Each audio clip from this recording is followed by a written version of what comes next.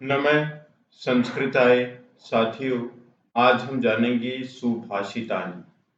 सु का मतलब अच्छी, भाषितानी का मतलब बोले गए कथन, अच्छे वचन, अच्छी वाणी, ऐसी वाणी जिसको पढ़ करके मनुष्य उन्नति के मार्ग पर आगे बढ़ता है, उसको बोलते हैं सुभाषितानी, जिसमें सच्चाई होती है, झूठ बिल्कुल भी नहीं होती है। जिसमें झूठ होती है वह सुभाषितानी नहीं होती है। तो पाठ 6 है, तो देखिए आइए जानते हैं।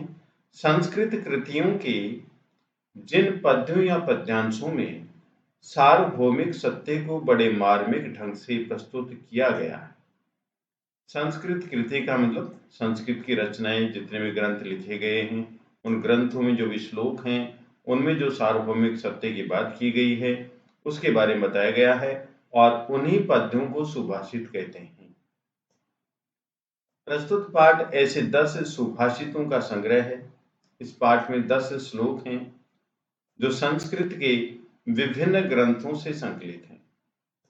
इनमें परिश्रम का महत्व, क्रोध का दुष्प्रभाव, दुष्प्रभाव का मतलब होता है बुरा प्रभाव, सभी मनुष्यों की उपादेयता, उपादेयता उपयोगिता, और बुद्धि की विशेषता आदि विषयों पर प्रकाश डाला गया है।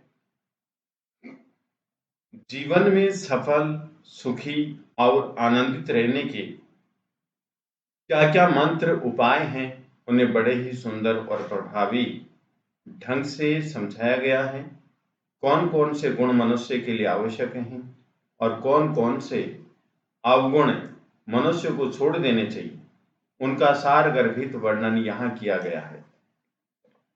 यहाँ ये संदेश दिया गया है कि मनुष्य को परिश्रमी, गुणवान, दूरदृष्टि वाला, सूझबूझ वाला, क्रोध रहित, शांत, सत्संग करने वाला, महान व्यक्तित्व का अनुचर, कुशल संयोजक, महान चरित्र वाला, गुणदर्शी एवं सदैव सकारात्मक रहने वाला होना चाहिए, ताकि वह सदैव प्रसन्न रह सके।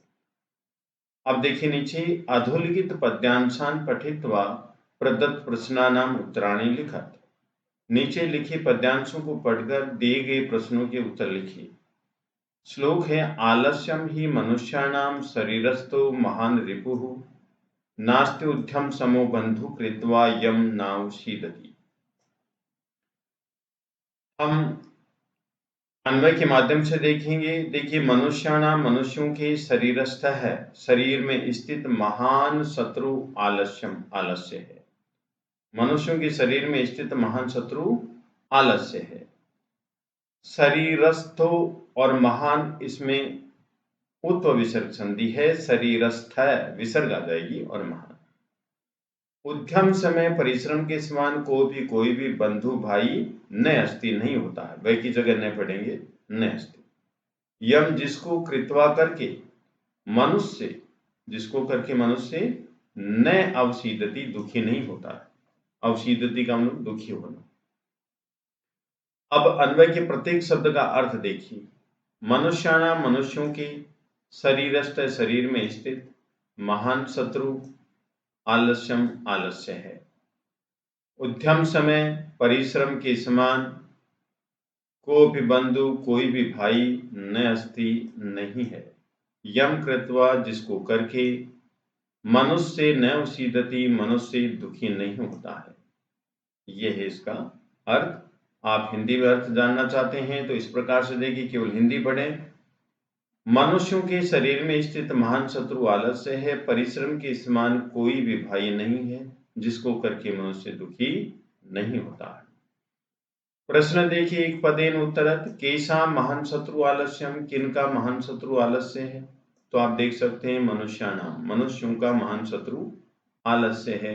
यहाँ पर आप श्लोक में देख सकते हैं कि मनुष्याणाम महान शत्रु क्या है, आलस्य। ठीक है। नेक्स्ट है, केन समय, किसके समान बंधु नहीं है, किसके समान नहीं है। उद्यम समय या उद्यमेन समय, दोनों तरह से आप आंसर लिख सकते हैं। परिश्रम के समान। किम कृत्वा क्या करके, मनुष्य न अवसीदति दुखी नहीं होता है, क्या करके, उद्यमम परिश्रम करके, उद्यमम का मतलब परिश्रम करके। श्लोक में लिखा गया है कि यम कृत्वा, यम किसके लिए है यहाँ पर? परिश्रमम के लिए, उद्यमम के लिए। तो क्या करके मनुष्य दुखी नहीं होता है? उद्यमम करके, उद्यमम कृत्वा मनुष्य न उसीदति, परिश्रम करके मनुष्य दुखी नहीं होता। नेक्स्ट है मनुष्याणाम शरीरस्थ, मनुष्यों के शरीर में स्थित महान शत्रु है, बहुत बड़ा शत्रु क्या होता है? आलस्यम। पूर्ण वाक्य उत्तर, आलस्यम मनुष्याणाम कीदृश शत्रु अस्ति, आलस्य मनुष्यों का कैसा शत्रु है? कैसा शत्रु है? महान शत्रु है। देखिए ये हो गया आंसर, महान। आलस्यम मनुष्याणाम शरीरस्थ महान शत्रु अस्ति, कीदृश के स्थान पर महान लिखेंगे। मनुष्याणाम श्रेष्ठ बंधु कै अस्ति, मनुष्यों का श्रेष्ठ भाई कौन है?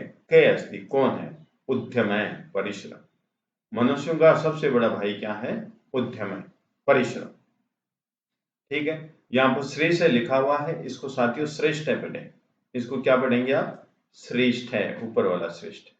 ठीक है, यथा निर्देशम उत्तर, प्रश्न संख्या फर्स्ट है कि उद्यम समय बंधु न अस्ति इत्यस्मिन् वाक्ये कर्तृपदम किम अस्ति, परिश्रम के समान भाई नहीं है। क्या नहीं है? भाई। तो ये है कर्तृपद। उद्यम समय बंधु न अस्ति, अत्र क्रियापदम किम अस्ति, क्रियापद हमेशा एंड में आता है, तो क्रियापद क्या है साथियों? अस्ति। ठीक है, नेक्स्ट है अस्ति, ये क्रियापद है आंसर।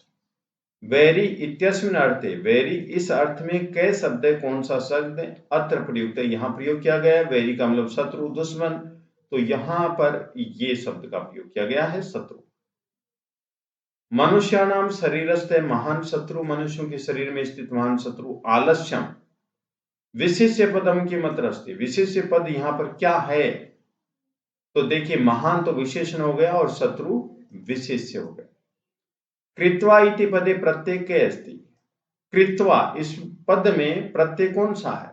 तो साथियों इसमें है कत्वा प्रत्यय। अत्र अव्यय पदम किम अस्ति, यहां पर अव्यय पद क्या है? नीचे वाले शब्दों में न अव्यय पद है, अस्ति क्रिया है, बंधु संज्ञा है, उद्यम समय परिश्रम के समान ये विशेषण है, तो अव्यय क्या हुआ? न। धन्यवाद।